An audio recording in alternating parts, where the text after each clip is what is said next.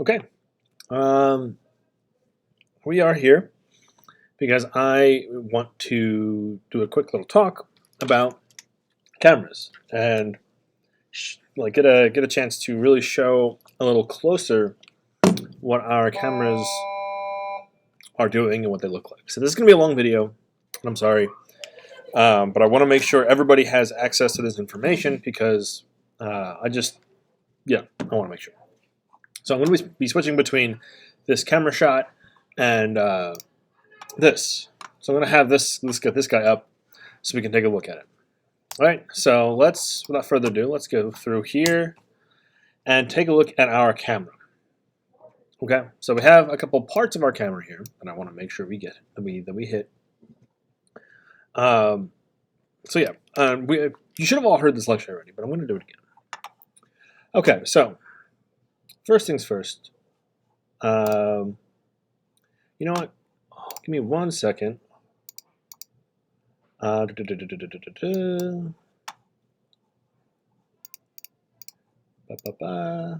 Make this a little smaller.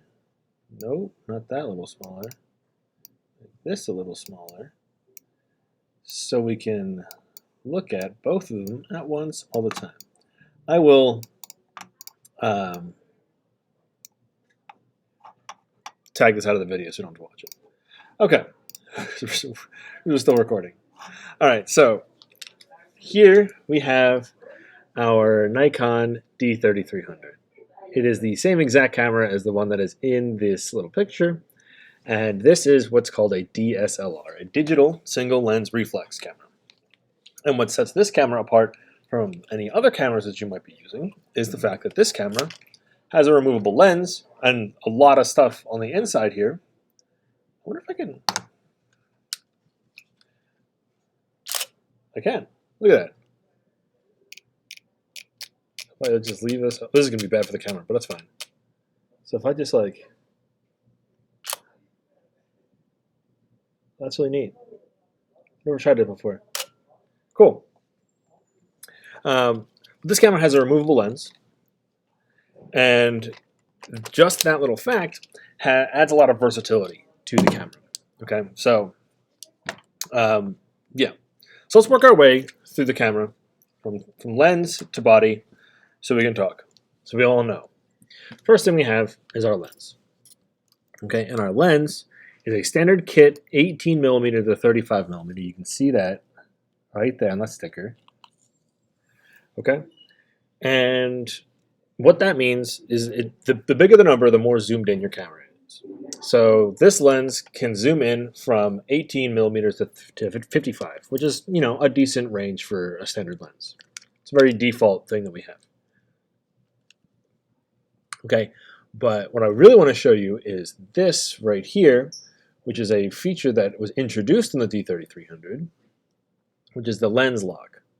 Okay, so how we're going to do this, right now we're set to L, see that, L. We're going to press this button and rotate it to 18. And now I can't rotate it back this way because the button's not pressed. But if I press it again, then I can bring it back. Okay, the lens lock keeps your lens from getting damaged when it's in the bag or being carried around or whatever. And you can only take pictures when the lens is not locked. So if you have your camera and you get this message on it, oh, that's really unfortunate that it's not going to show you that message. That message on it. Before taking photos, rotate the zoom ring. That is that means you have to unlock the lens. Okay, great. So this is the zoom ring, as you may have assumed. As you can see on here, zoom ring. Okay, right here. Okay, so let's keep moving over on the lens. Right here, we have our switch that says A or M. This is our autofocus toggle. Okay, if I switch this to manual, then I am focusing manual. And here's my focus ring. I can spin this and focus my camera. But if I switch it to auto, then I can no longer spin this. It just doesn't work. Okay, so these two have their uses. Some photographers don't want you to shoot in autofocus. I personally think autofocus is fine. It is very smart. It can do you a lot of good. So I think you should use it when you need it.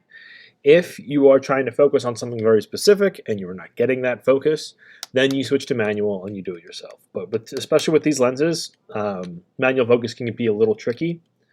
So when you can, stick to auto. Okay, next, moving to the camera body, we have our on-off switch right here. And around, or the on-off switch is around our shutter release. So the silver button right here is a shutter release. This is the button that takes the pictures. Okay, nice and shiny. All right, now this is what's called a two-stage button. So as I press it down, this is going to be hard to see. Got a half press and a full press. So you can press this down in two separate ways. So as you push it down, you'll feel two levels. First level we're going to call half press. Second level we're going to call full press. So your half press will do a couple things. Your half press will trigger your autofocus, and your full press will take a picture. But your half press will also, my camera wants to wake up for a minute.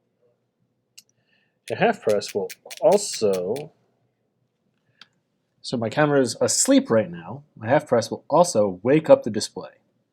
It'll go, hey, I'm up. Okay, great. So that's a shutter release. Next thing I want to talk about is a preset ring.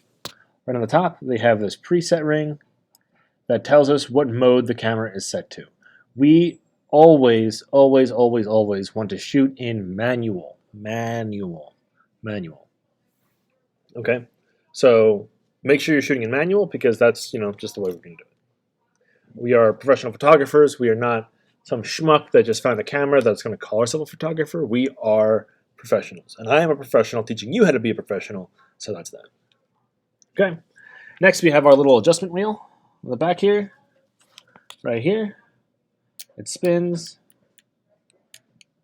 It spins, and this controls a bunch of things on the camera. This controls your shutter speed, aperture, ISO.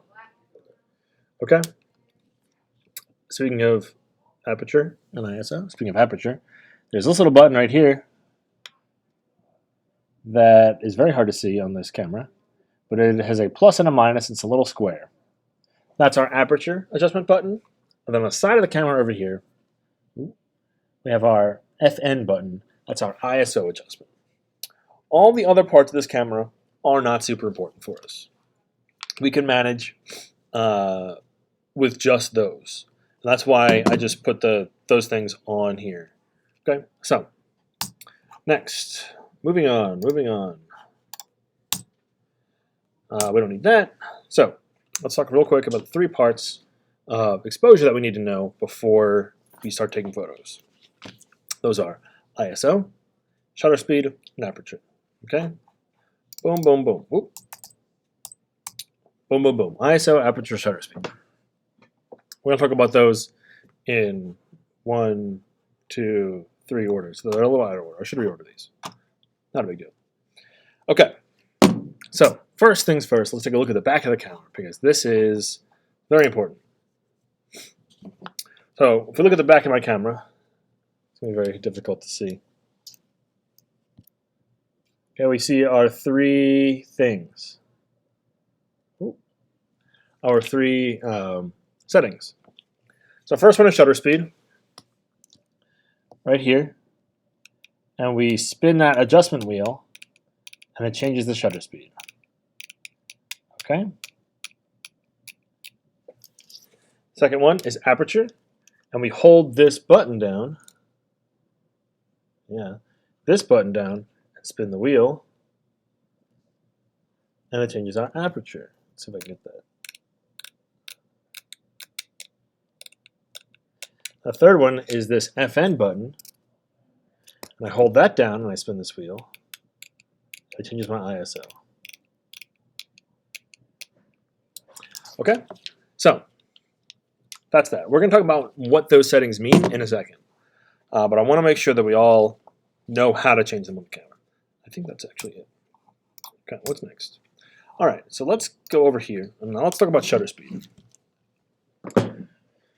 Shutter speed is very important because it is how long the light reaches the back of the camera. That is where all of your things are. That's where all of your, that's what the sensor is, and that's what processes the image that you take.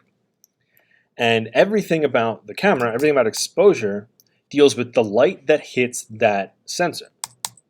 So shutter speed is how long the light gets to hit the sensor. And that is measured in fractions of a second up to some seconds or minutes or hours or whatever. Okay, so regular standard shutter speed usually can be at about 1/60th of a second. I would not go lower than that if you don't have a tripod. So 1/60th of a second. But you can get, if you're in broad daylight, you can get an image out of a shutter speed as fast as 1/4000th of a second, and you can get an image, if your other settings are comparable, with your shutter speed at 2 minutes. These settings will always be juggled as you're going, and we'll talk about how to do that in a little bit. Okay, so here's an image of the shutter being released on a camera. Now these are very quick, so the faster the shutter speed, the smaller that little window. But here's a better image of how that goes. So this is in slow motion, and we can see how this mirror comes up, and the mirror is how we can look through the viewfinder. The shutter goes across, and then everything comes back down. So that's what happens when you click that shutter button. Next is aperture. Now it's difficult for you to see, but I think I might have a lens, not on me, that you can see it better with. But inside every lens, there is a little diaphragm like this that tells you, that lets you know how much light comes in. So the shutter speed tells you how long the light gets to the back, and the aperture tells you how long, or not how long, how much light gets there. Okay? Now, the wider your aperture, the smaller the number. The bigger the number, the smaller your aperture. It's reversed for some reason. Okay? Next is looking at this. So we can see the aperture in this lens, this Helios lens, which is a very nice lens actually. And we can see this as the aperture closes. This diaphragm in here changes. This diaphragm right here changes to see that. I don't know why my browser extension is doing that.